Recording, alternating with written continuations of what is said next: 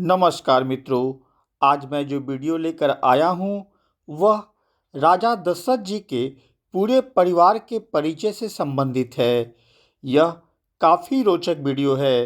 कृपया इसे पूरा सुने ताकि हमारे प्रिय प्रभु राम के परिवार के सभी सदस्यों की जानकारी आपको मिल सके।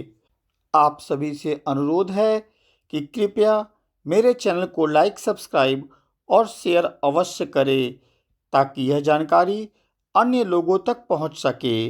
मित्रों, राजा दशरथ जी महाराज इक्ष्वाकु वंश के एक सूर्यवंशी एवं प्रतापी राजा थे। इनके माता पिता का नाम अजा एवं इंदुमती था। राजा दशरथ की 3 पत्नियां थीं। सबसे बड़ी कौसल्या माता, उसके बाद कैकेयी एवं सबसे छोटी सुमित्रा माता थी। जब राजा दशरथ की पहली शादी हुई तो उनसे पहली संतान के रूप में पुत्री का जन्म हुआ, जिसका नाम शांता रखा गया। ये काफ़ी गुणवान, रूपवान एवं वेदों की ज्ञाता थी। इनका विवरण कई धार्मिक पुस्तकों में भी मिलता है। फिर कुछ कथाओं के अनुसार दशरथ जी की दूसरी संतान के रूप में भी पुत्री की प्राप्ति हुई, जिसका नाम कुकुबी था। इनके बारे में धार्मिक पुस्तकों में ज़्यादा चर्चा नहीं है। पुत्र न होने पाने से राजा दशरथ काफ़ी दुखी रहने लगे। उनको वंश वृद्धि में राजपाट संभालने के लिए पुत्र की आवश्यकता थी। इसी उद्देश्य से दशरथ जी ने पुत्र सृष्टि यज्ञ का आयोजन करवाया। इससे पहले एक बार माता कौशल्या की बहन वर्षणी और उनके पति रोमपद अयोध्या आए थे। उनको कोई संतान नहीं था। रोमपद अंग देश के राजा थे।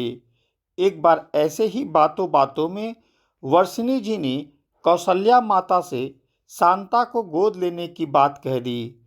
उनके इस वार्तालाप को दशरथ जी सुन लिए तथा शांता को बिटिया के रूप में सौंपने का वचन वर्षणी को दे दिया।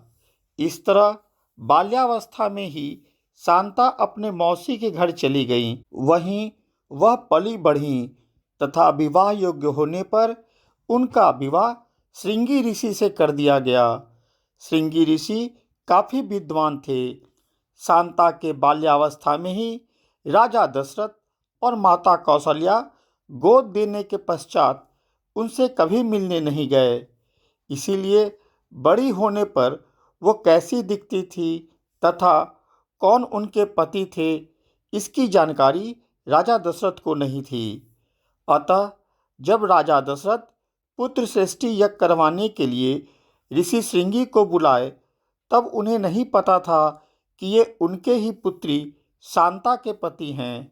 यह बात तब सामने आई जब ऋषि श्रृंगी के साथ शांता माता यज्ञ के आयोजन में शामिल हुई।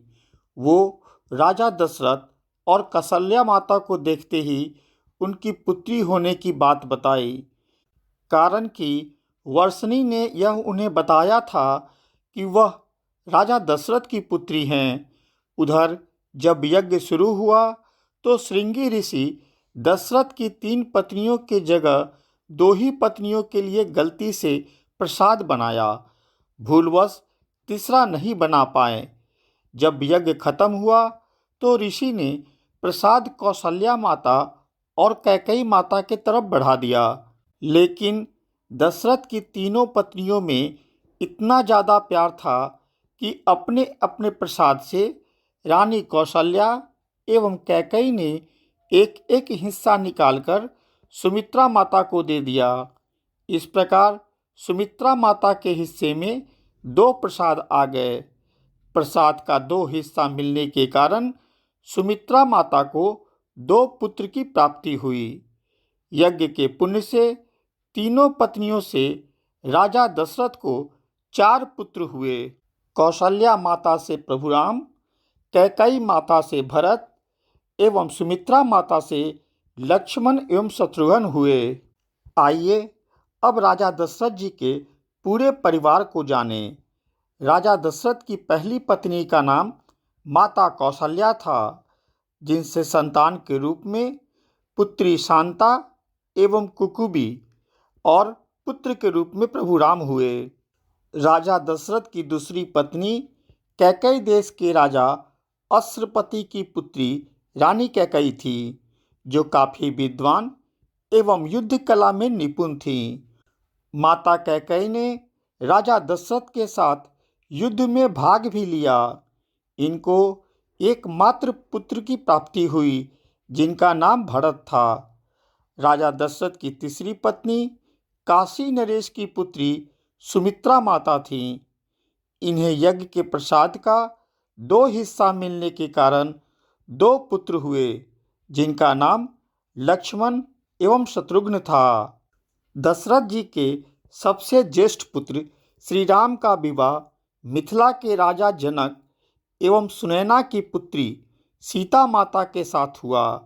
इनको पुत्र के रूप में लव और कुश प्राप्त हुए।